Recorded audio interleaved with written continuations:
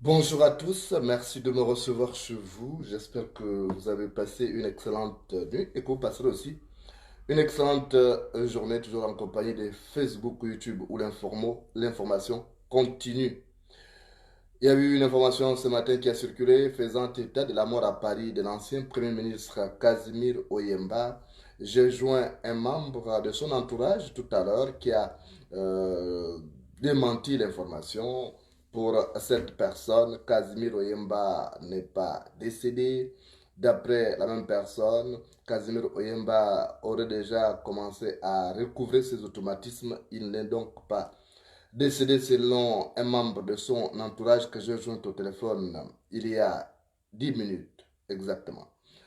Cela dit, l'image du Gabon continue d'en pâtir à l'étranger après le scandale hier des militaires gabonais qui prenaient part aux missions de maintien de la paix en République centrafricaine. Il y a aussi un autre scandale révélé ce matin par la chaîne française CNews que vous voyez ici.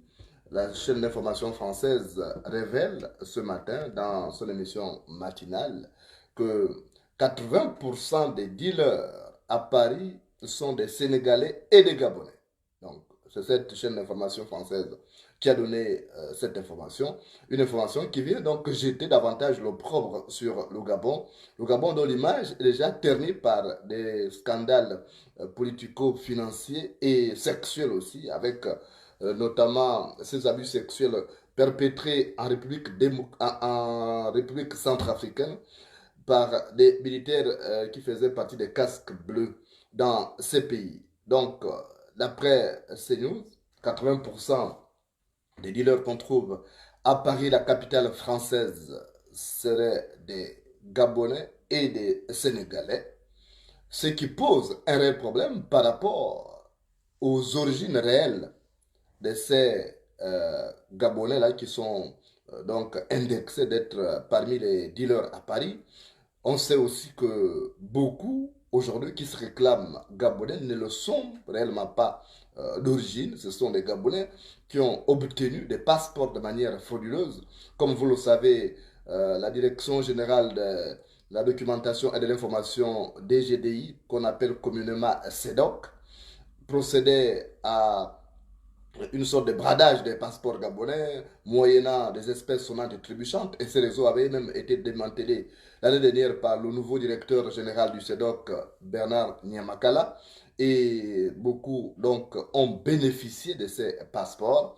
Pour preuve, un jour, lors d'une visite au château de Versailles, je suis tombé sur un Sénégalais. Lorsque je lui ai posé la question, il m'a dit qu'il était gabonais, il m'a brandi un passeport gabonais. En réalité, c'est un passeport qu'il avait acheté au CEDOC. Comme les Gabonais sont friands d'argent, ils bradent le passeport, oubliant que c'est la nationalité gabonaise qu'ils bradent. Cela nécessite une enquête. Personnellement, j'entrerai en contact avec ces news. J'ai tenté d'appeler, mais l'émission n'était pas encore terminée. Donc, je vais essayer de rappeler pour avoir le contact de ces journalistes-là et qu'ils me mettent au contact de ces sources aussi pour voir éventuellement s'il y a des noms qu'on peut avoir à partir donc des personnes qui auraient été donc arrêtées et se faisant passer pour les Gabonais. Ce sont des choses qu'il ne faut pas accepter parce que notre pays a toujours été présenté comme un pays intègre, un pays des hommes intègres, comme l'est le Burkina Faso. Mais aujourd'hui, malheureusement, depuis qu'Ali Bongo a accédé accidentellement aux manettes de l'État, on assiste à des scandales à répétition qui nuisent considérablement à l'image du Gabon. Et aujourd'hui, il n'y a plus une fierté à être gabonais. Nous sommes considérés désormais comme des personnes douteuses, de moralité douteuse, voilà, comme le sont plusieurs nationalités africaines qui déferlent en France à la recherche de conditions de vie plus favorables. Donc là, c'est le Gabon qui est encore indexé et cela n'est pas du tout sans conséquence quand on sait que il y a des nationalités qui peinent à trouver le visa pour rallier la France. Beaucoup de pays africains sont obligés de passer par le Gabon depuis des années pour obtenir le visa de la France. Beaucoup étaient obligés de passer par le Gabon, obtenir un passeport gabonais de manière frauduleuse et obtenir donc par la suite le visa. Et ces personnes qui sont entrées sur le territoire français avec un passeport gabonais sont donc considérées comme des Gabonais. Et cela pose aussi le problème de ces Gabonais qu'on a déclarés morts lors du naufrage du bateau de l'embarcation des immigrés clandestins qui tentaient de rallier l'Europe. On avait parlé à présent, de la présence à bord de ces navires d'un Gabonais. Est-ce qu'il s'agit véritablement de Gabonais de pure souche ou il s'agit de Gabonais qui ont acquis la nationalité de manière frauduleuse?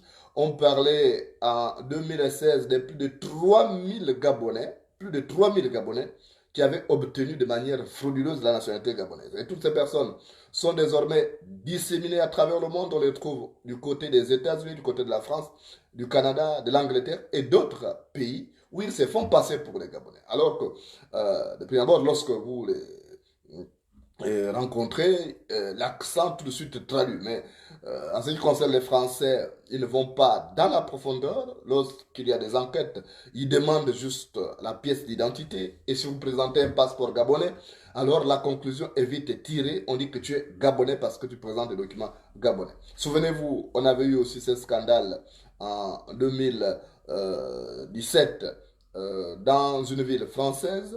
Et il y avait un voleur qui s'était fait passer pour Ali Bongo. Lorsqu'on lui a demandé son identité, il a dit qu'il s'appelait Ali Bongo. Et les journaux français ont titré Ali Bongo arrêté. J'avais même fait une plaisanterie là-dessus. Donc voilà comment l'image du Gabon est aujourd'hui bradée. Tout ça par la faute d'un homme, Ali Bongo, qui ne sait pas fixer les limites. Depuis qu'il a accédé accidentellement aux manettes de l'État en 2009, il n'a fait que brader la nationalité gabonaise. Aujourd'hui, pratiquement l'appareil étatique est infesté d'étrangers, de personnes qui n'ont d'attache ni avec la patrie, ni avec nos ancêtres, des personnes qui n'ont pas respecté toute la procédure qui est prévue par le code de nationalité pour obtenir justement la nationalité gabonaise. Ces personnes utilisent les raccourcis Or, la loi est claire par rapport au code de la nationalité en République gabonaise, mais depuis qu'Ali Bongo est là, ces personnes-là savent que c'est facile d'avoir un document gabonais, il suffit de donner de l'argent. Il n'a jamais sévi, celui est le premier citoyen du pays, c'est lui qui doit impulser une politique en ce qui concerne le code de la nationalité, et ce qui doit impliquer au plus haut point les autorités gabonaises, mais malheureusement, la présidence de la République, qui est d'abord la première institution du pays, c'est elle qui favorise justement l'acquisition de la nationalité gabonaise sans pourtant respecter. C'est juste le coup de fil. J'ai discuté avec un magistrat, c'est juste le coup de fil passé à un magistrat pour signer un document à la va-vite sans pourtant avoir regardé le fond du dossier. Donc voilà comment les choses se passent aujourd'hui.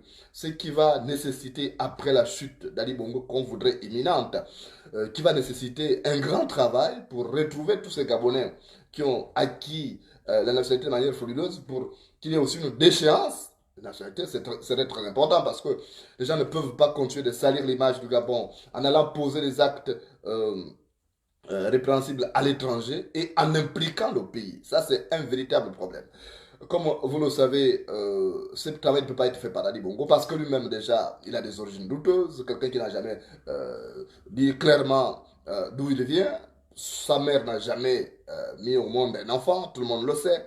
On sait que c'est un enfant du Biafra qui a été adopté par le couple présidentiel qui peinait à avoir un enfant à l'époque. Donc, mais lui, il estime que le Gabon doit être ouvert à tout le monde, comme lui, il a bénéficié de cette chance d'être adopté par le Gabon. Alors, il le fait de manière désordonnée. Il n'est pas exclu d'obtenir la nationalité d'un pays, mais il faut respecter la procédure dans la matière. Même en France aujourd'hui, pour avoir la nationalité, ça devient compliqué. Même les Gabonaises qui se marient aux étrangers savent qu'elles doivent attendre après 5 ans désormais. Donc, après 5 ans, pour avoir la nationalité en France aujourd'hui, par le mariage. Donc, c'est devenu compliqué. Or, au Gabon, un étranger qui arrive aujourd'hui, dans une semaine, il suffit qu'il ait assez d'argent pour qu'il puisse obtenir la nationalité gabonaise. Et ça pose un réel problème. Ça aussi, ça pose un autre problème, une autre dimension, c'est celle des valeurs de la République. Les valeurs de la République sont foulées aux pieds par Ali Bongo et ses amis.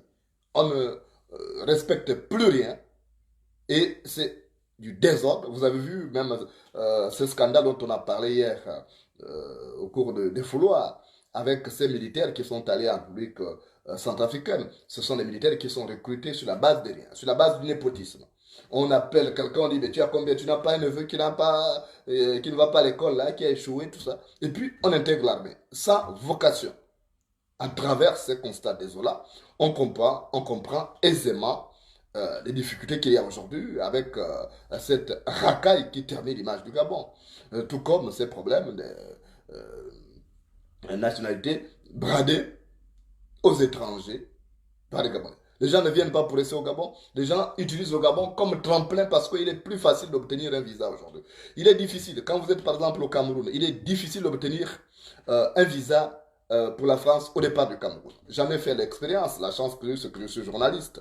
Il y a eu des interventions à l'international. Quand je suis parti du Gabon, je n'avais pas de documents sur moi, je n'avais pas de visa sur moi. Le visa, il fallait l'obtenir à partir du Cameroun, mais c'est difficile. Et ça, les responsables du consulat de France au Cameroun me l'ont dit. Ils m'ont dit c'est compliqué parce qu'il y a trop de faussaires par ici. Il y a des gens qui falsifient les documents. Et nous ne donnons plus. Et le Gabon, qui était considéré encore comme ces fleurons de l'Empire africain, a perdu ses privilèges parce que, naturellement, ces personnes des moralités douteuses se sont déversées là-bas, ont obtenu la nationalité gabonaise et ont traversé l'autre côté de la mer, où elles posent des actes répréhensibles qui déteignent sur l'ensemble du peuple gabonais, parce qu'un seul âne a mangé la farine, mais tous en ont le museau blanchi. Et tout cela, on ne doit pas accepter sans maudire. Il faut qu'on réagisse. On ne peut pas accepter d'avoir accueilli des gens chez nous et qui viennent nous causer du tort, comme ces personnes le font aujourd'hui. On constate tout simplement que c'est fait à dessein parce que Ali Bongo sait quelle est la mission qu'il poursuit en procédant de la sorte avec autant de légèreté. Et même si on parle aujourd'hui aussi de la drogue, si on parle de la drogue, sachez que la première personne la première famille au Gabon qui fait dans la vente de la drogue, c'est la famille Bongo. Déjà, vous connaissez que Joséphine Kamada Bani, la mère adoptive d'Ali Bongo, est impliquée au plus haut point dans la fausse monnaie et le trafic de drogue. Donc, c'est toujours la famille présidentielle aujourd'hui qui vend de la drogue. Donc, s'il y a des dealers gabonais en France, s'ils sont des Gabonais de pure souche, alors il faut regarder du côté des grandes familles. Parce que ce n'est pas un pauvre Gabonais qui partirait d'Achibichos, d'Atoabé, pour venir vendre de la drogue à Paris. C'est toujours des grandes familles, des enfants des grandes familles, des parents qui ont acquis des appartements à Paris, qui ont laissé leurs enfants venus pour des études, mais malheureusement, n'ayant pas de facultés intellectuelles, ces enfants-là ont échoué. Donc, ils se sont déversés dans la vente de la drogue. Et c'est toujours les mêmes familles régnantes aujourd'hui. Donc, il n'y a rien à voir. Ça n'a rien à voir pratiquement avec les Gabonais d'origine, les Gabonais de pure souche. Le Gabonais a toujours eu un souci constant de son image à l'extérieur. Le Gabonais n'a jamais été impliqué dans des histoires louches qui peuvent l'amener dans des sales draps parce que le Gabonais est peureux, est peureux déjà de nature, il faut le reconnaître. Le Gabonais n'aime pas de soucis.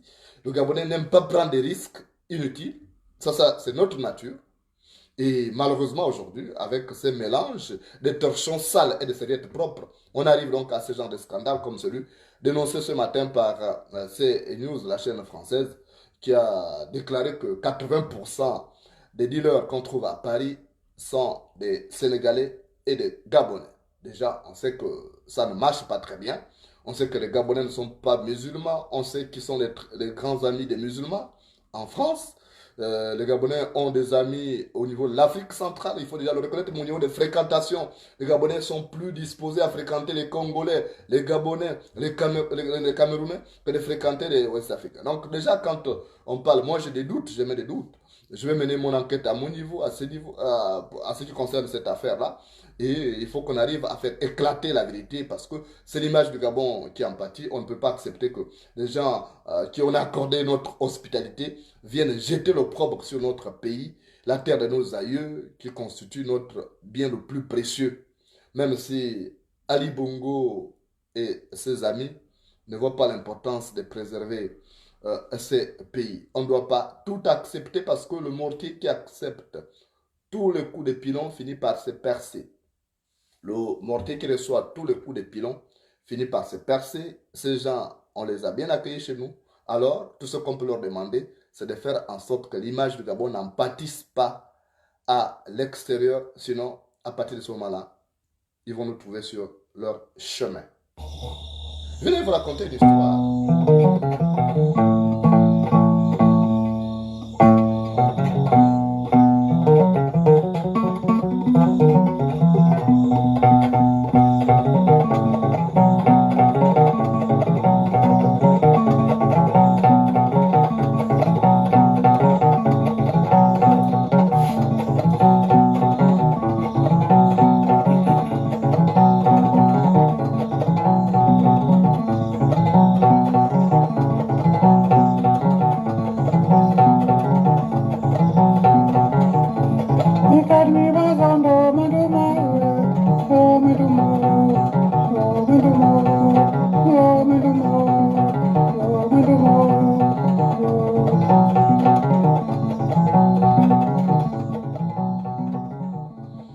Dans un village, il y avait un homme. Cet homme était réputé comme un grand chasseur. Il s'appelait Mumbina. Au plus fort de la disette, le roi d'Enzambie a demandé à Mumbina, le grand chasseur du village, d'aller chercher du gibier pour nourrir la famille. Naturellement, Mumbina n'était pas de nature à broncher lorsqu'on lui donnait une commission à faire. Mumbina a pris son arbre et il est parti en forêt. Lorsqu'il est arrivé en forêt, il a arpenté celle-ci et il n'a pas trouvé facilement du gibier. Et au moment où il tentait de regagner le village, il a croisé un chimpanzé femelle avec son enfant. Et c'est comme ça que Mumbina a dit, ah ça aussi c'est de la viande, on peut aller manger ça. Il a abattu le chimpanzé femelle et le bébé est resté là. en train de pleurnicher autour du corps de sa mère.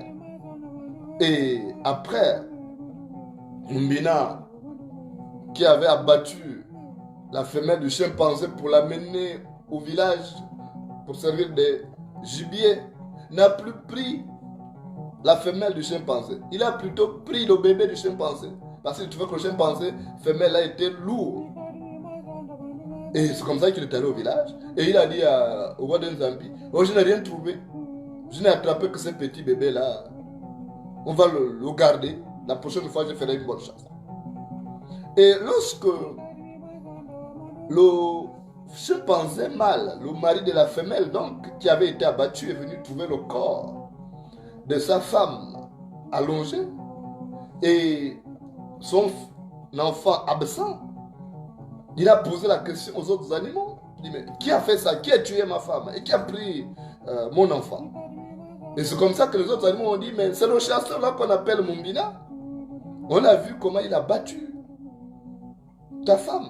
Après, il a pris le bébé et il est parti avec au village. Et c'est comme ça que le chimpanzé mâle a dit, ah non, ça ne peut pas se passer comme ça. Il vient parce qu'il cherche du gibier, il tue ma femme. Et au lieu de prendre le gibier qu'il a battu, il prend mon enfant et il abandonne le gibier là. Il a réuni donc tout ses semblables. Il a dit, est-ce que si c'était vous devez accepter ça? Non. Ils ont dit non. Ils ont dit alors, on va aller au village. Ils vont aller nous sacrifier nous tous. Ils vont nous tuer nous tous, ils vont nous manger nous tous, comme ils cherchent du gibier là. Chacun a pris un morceau de bois et puis ils se sont dirigés vers le village. Et quand ils sont arrivés au bout du village, les gens ont vu ça. Ils ont dit, oh, il y a des chimpanzés qui viennent armés. Ils ont des morceaux de bois. Et puis, ils ont dit, sautez les armes. Ils ont appelé Mumbina. Et le roi de Zambie était au corps de garde, en conciliabule avec d'autres notables du village. Il dit, c'est comment? Oh non, il y a des chimpanzés qui viennent là, ils viennent nous attaquer. Il a dit, attendez, ne sautez pas d'abord les armes. Est-ce que depuis que nous sommes dans ces villages-là,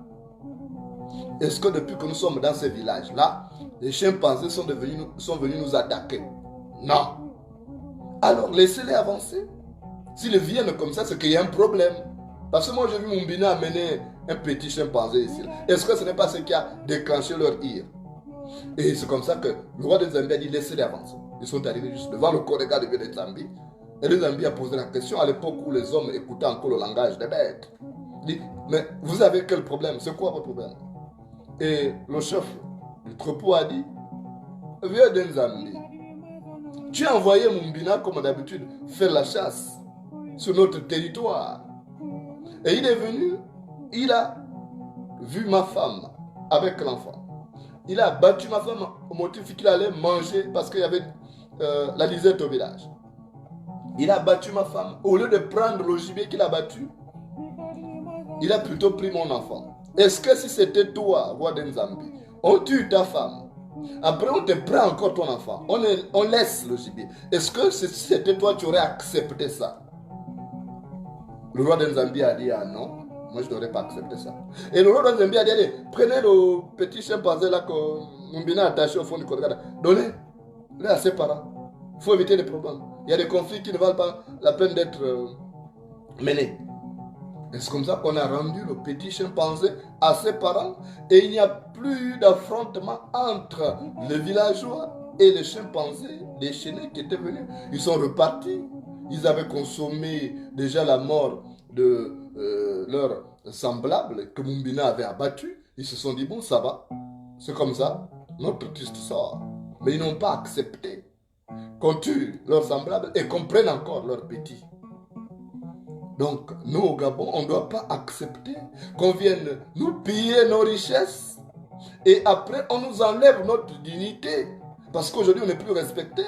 Certes, les Gabonais sont maintenant engagés dans des scandales sales comme celui de la République centrafricaine, scandale sexuel, d'abus sexuels.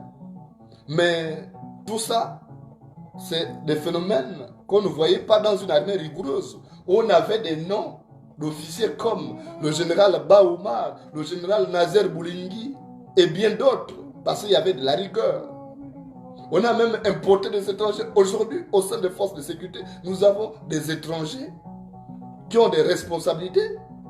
qui impulse donc cette mauvaise politique. Je ne dis pas que tout ce qui est mauvais vient de l'extérieur, mais il y a aussi ce suivisme-là qu'on voit et qu'on essaye d'imiter.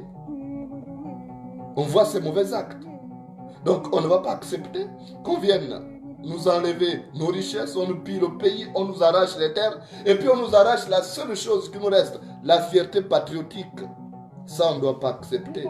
On doit dire au nom de nos ancêtres, non à cela, en combattant avec la dernière énergie tous les imposteurs qui pullulent au sommet de l'État, en tête desquels ce canard boiteux d'Ali Bongo, qui est une personnalité sans âme et sans conscience et sans valeur. Merci de m'avoir reçu chez vous.